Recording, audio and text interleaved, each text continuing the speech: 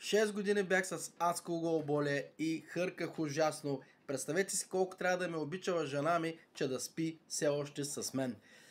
Ако и ти си така, тогава изгледай това видео. През 6 години наистина аз си бях с нормално тегло, прекалявах с някои храни, тъй като не се хранях добре през деня и вечер прияждах. Предлагаха ми различни хранителни добавки, но аз им нямах доверие, какви ли не идваха.